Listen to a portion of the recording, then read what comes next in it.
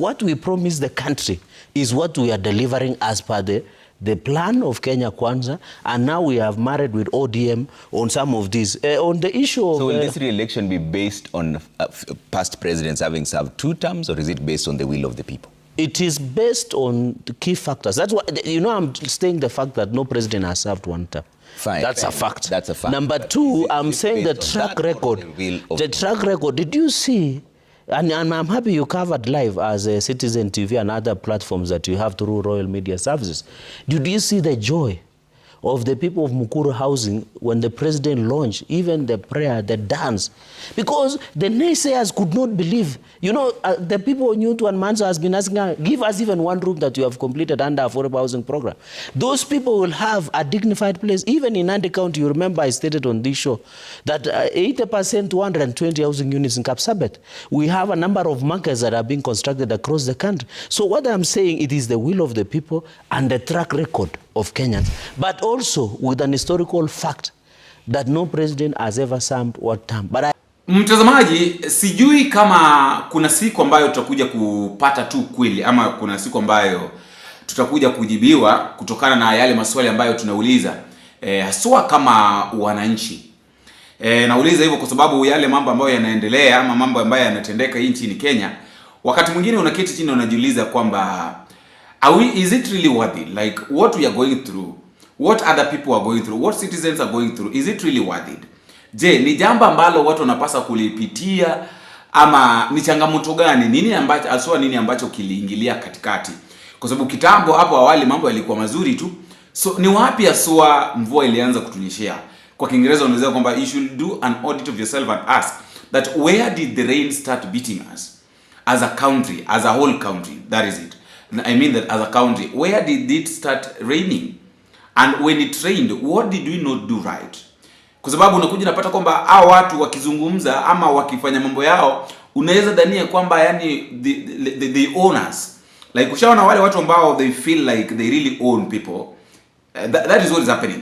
Mtazamaji, nazungumza hivyo kwa sababu kuna hao watu na mimi uliza, hakuna wale watu ambao wanakuwa, wale watu ambao ndio wanakuwa wenye wanaweza wakaenda hizi ma interviews hapa Citizen TV and all that.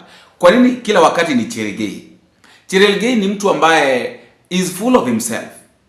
Cheregei ni mtu mmoja wapo wale watu ambao they really full of themselves and they feel like wao wanafikiria ama wanadhania kwamba hii nchi sasa ni yao.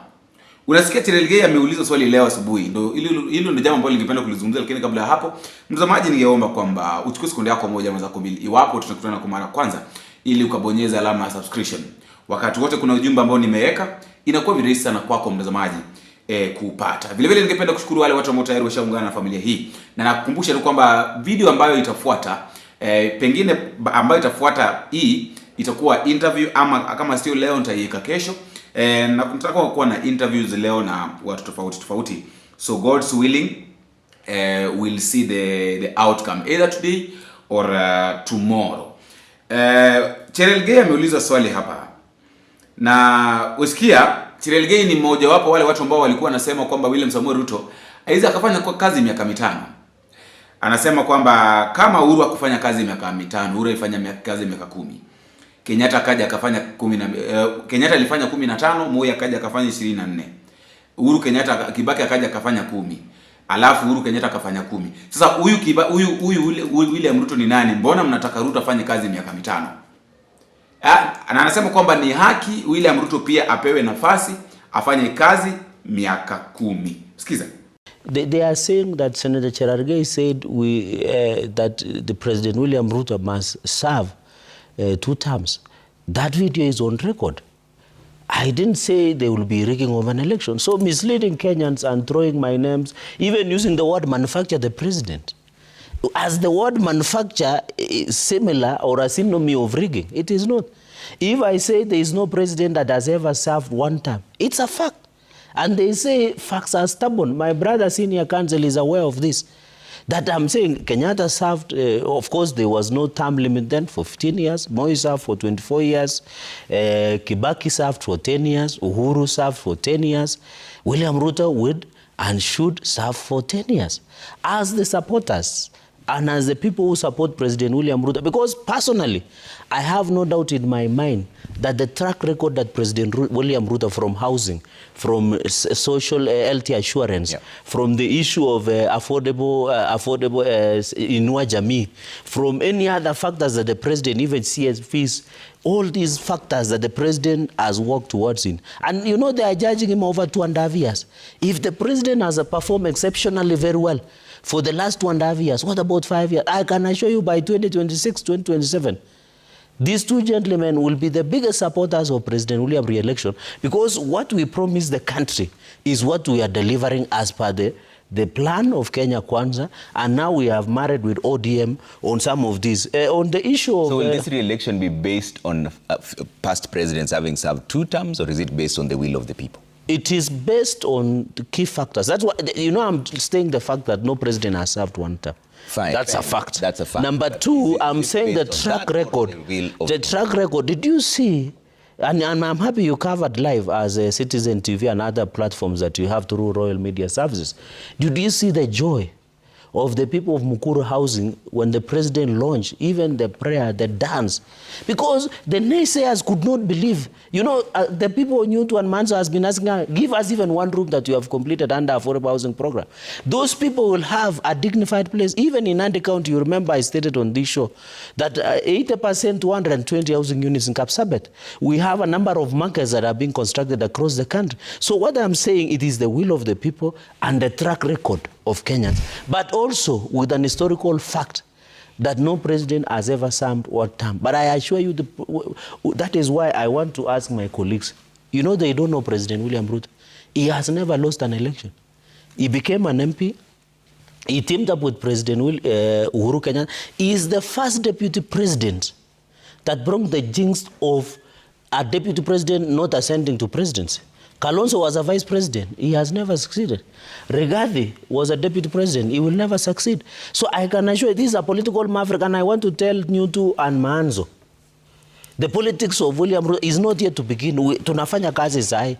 But when we will, I will invite you in 2027, you see how we'll do these politics in this country, NCIC. I want to strongly, without and reservation, to condemn the statement of former and second Deputy President of the Republic of Kenya, Rigathi Gachagua. Those remarks were very unfortunate. It was inciting to the public, saying that if elections are rigged, the 2007, 2008 will look like a Christmas party. That was too low of the leader who has held the 2nd most powerful office. And we should be responsible as leaders. We should be careful in what we say this country. That's why when you go to Rwanda and you are a prolific journalist and maverick journalist who has covered media for some time now, that's why when you go to Rwanda, when you make some comments, you are prosecuted immediately. Because the unity, stability and cohesiveness of this country, we must protect, Trevor. We must protect as a country. We cannot, as leaders, if we can make reckless remarks as such as that, what are we headed as a country? And therefore, I want to ask the NCIC, although they came a bit late, that no one is above the law. The former Deputy President must and should appear before NCIC to tell the country what he meant. Personally, before I have appeared before NCIC, we must submit ourselves to institutions that we created under Constitution 2010. And I hope people like Manzo and Nyuta should not politicize this issue, because he made it on one of the shows of some of the online media platform. And he made it with, in fact, he didn't mistake it, he made it ruling, knowing the fragility of the peace across the country. But I want to tell the country and to tell former Deputy President Rigathi Gachagua, that if in as much this thirst and anger for power should not drive us to bring wage among Kenyans. And we have said, and President William Ruto has said, no Kenyan, even one, will go against another Kenya on account of an election. These guys have sensed a defeat. That 2027, the re-election of President William Ruto is a sure bet. And that is why a sure bet as a cocksure. Because they have realized that is why they are making inflammatory remarks. By who?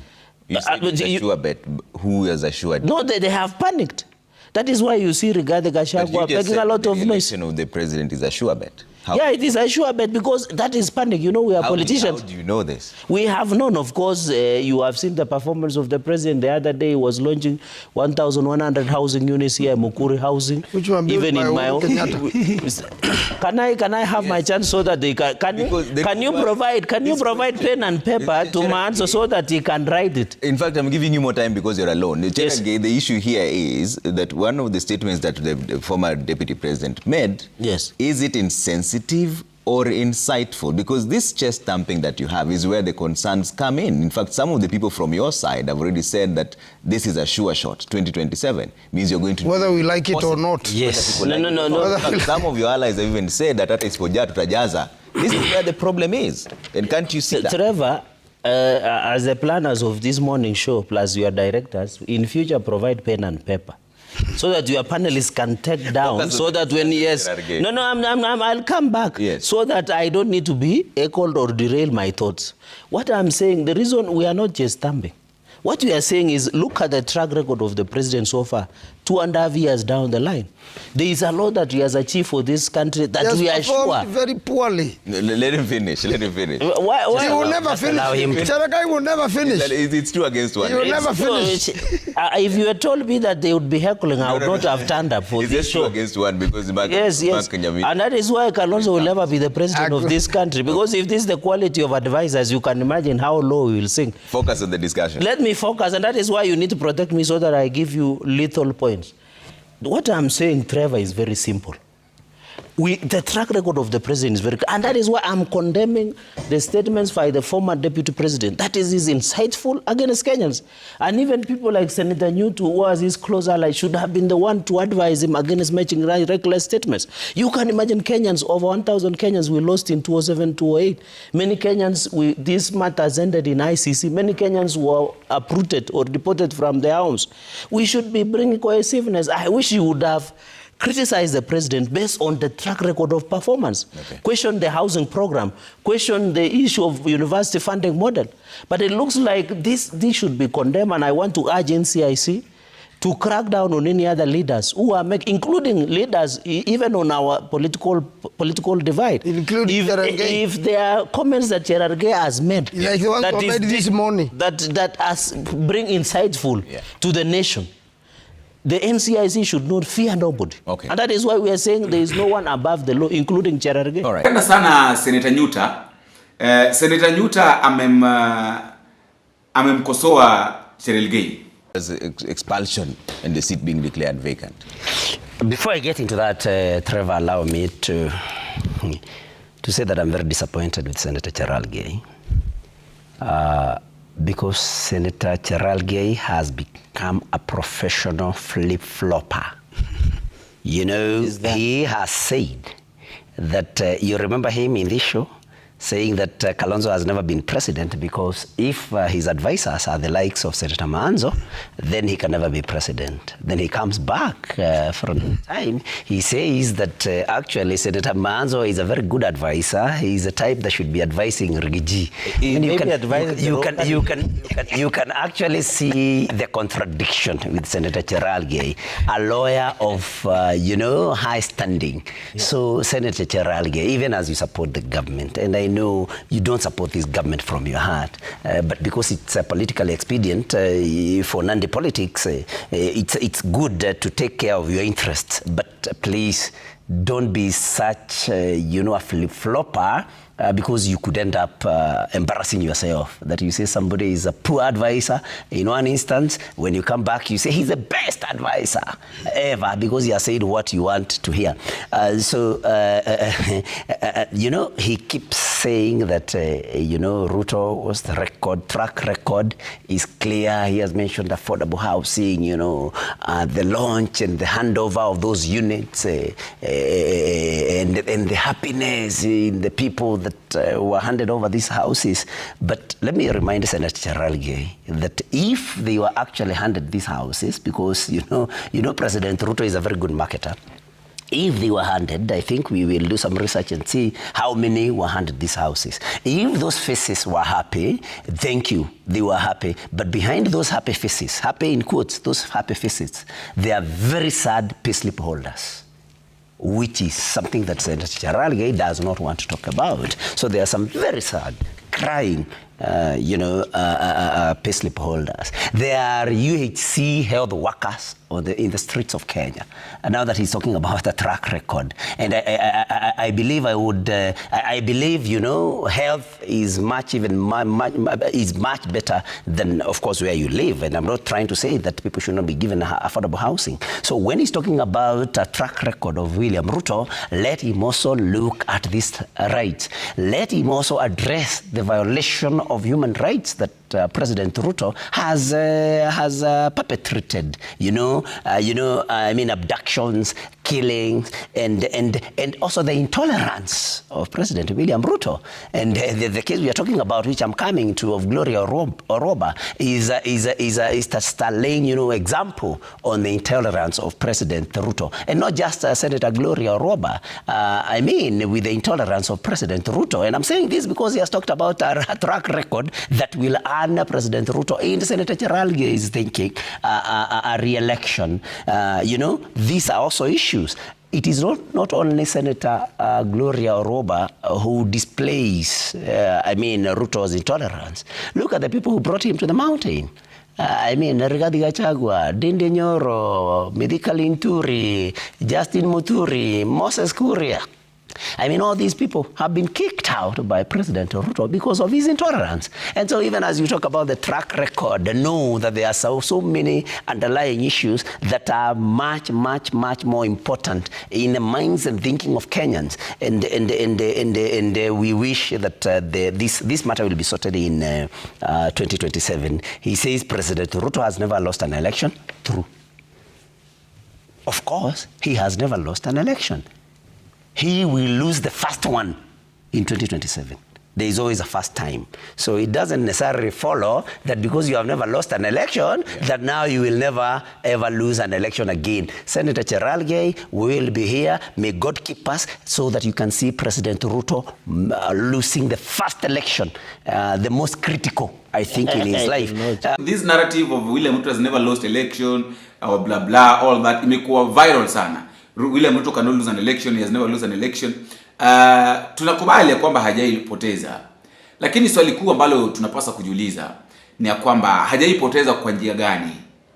Hapo awali alikuwa kwa njia nzuri, ama alikuwa anafanya mambo ambayo yalikuwa yanatakikana, watu walikuwa wanampenda, ama kwa nini hakuwaipoteza? Ushaona? Hayo ndio maswali ambayo tunapaswa kujiuliza kwamba mnasema kwamba Ruto hajaipoteza kura, ama hajaipoteza kuchaguliwa. Hajaipoteza kuchaguliwa kwa njia gani? Kwa nini hajaipoteza? Kama hajaipoteza, amewaifanya nini na nini na nini ndio ikafanya asipoteze? Na kama amewaipoteza, ni nini aswa alifanya ndio akapoteza? So hao watu wameshindwa wakituambia kwamba Ruto hajaipoteza election, lakini tukubaliane ya kwamba hata kama Ruto hajaipoteza kura, hata kama Ruto hajaikosa kuchaguliwa, waona mwaka 2027, mtazamaji, mimi na wewe tunajua vizuri kwamba mwaka 2027 haitakuwa rais hivyo vinyo wanafikiria. Wajua watu wanafikiria ya kwamba things are just going to flow. That is what they think. Ya kwamba things are just going to flow, ya kwamba everything is just going to be as normal as they see it. Hawajui kile ambacho Wakenya wanapanga. Hata kama wanajua, but now shida yao pia ni moja, they lack assuming. Wanaona kwamba haya ni mambo ya kawaida tu. Haya mambo sio ya kawaida. Jinsi ambavyo mnayaona sio hivyo. Things are different, and one thing I know, na kile kitu kimoja ambacho nikijua ni ya kwamba mambo hayatakuwa hivyo jinsi ambavyo wanaiona.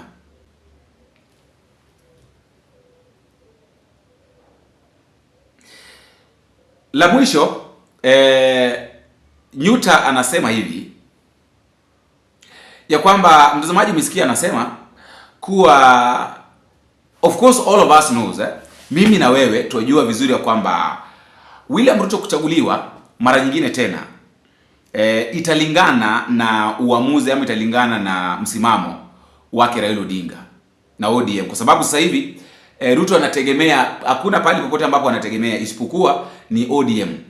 And of course kama Ruto bado atazidi kumsikiza Oburu unajua tayari yako kwa serikali, mtoto wake tayari ashapewa kazi. Sasa akizidi kusikiza Oburu Odinga anapotea. Mtu ambaye anapaswa kusikiza, mimi kwa kivyangu, mimi mtu ambaye najua pengine anapaswa kufikiria ama anapaswa kusikiza ni mtu kama Sifuna. Sifuna ndiye mtu ambaye anamwambia ukweli, na Nyuta anasema vizuri hapa kwamba William Samoei Ruto together with his people think that they're going to win election based on the support of ODM without knowing that ODM can change. And mimi na wewe mtazamaji tunajua, na mimi niliwaambia ya kwamba tutafika mwaka 2026. Hapo ndo tutajua ukweli wa mambo. Kwa sababu nataka tuangalie hivi. Raila Odinga akiwa na Uburu azungumzi kuhusu kuwa kwa broad base ama hayupo. Akiwa na Sifuna unasikia anasema kwamba Sifuna ndiye anazungumza kwa niaba ya chama. Alafu Sifuna kishazungumza anakuja anasema kwamba hivyo wenye Sifuna amesema ni hivyo. So this guy is trying to play a card that nobody understands. Kwa sababu ndugu yake, naye ndugu yake unajua ndugu yake lazima azungumze kwa sababu kijana wake tayari yuko amepewa kazi ya PS. So lazima atazungumza tu. Lakini mimi kivyangu kile ambacho nakijua mtazamaji, kile ambacho nakielewa ni ya kwamba haya mambo ambayo tunayaona hapa sasa hivi, au watu ambao wako na mzunguko. Huu mzunguko utakuja kuisha na wao wenyewe ndio watakuja kulia. Sijui watalia kwa njia gani ama sijui nini kitafanyika, lakini kile ambacho nakijua kwamba kitawaramba tu siku moja. Sasa ili swala la kina Cheregei kwenda Senate, kwenda National TV, kupiga domo tu. Kupiga domo mara hapa na pale, mara kusema kwamba sijui Ruto, mara sijui broad based government, mara sijui kwenda kule Tanzania Suluhu alifanya kazi nzuri kuwafukuza kina Kalonzo, kina Martha Karua, jambo ambalo alileti shangwe. Kila ambacho mimi nilisema kitu kimoja kwamba hakuna chochote ambacho broad based government imetuzalia. Hakuna matunda ambayo broad based government imetuzalia.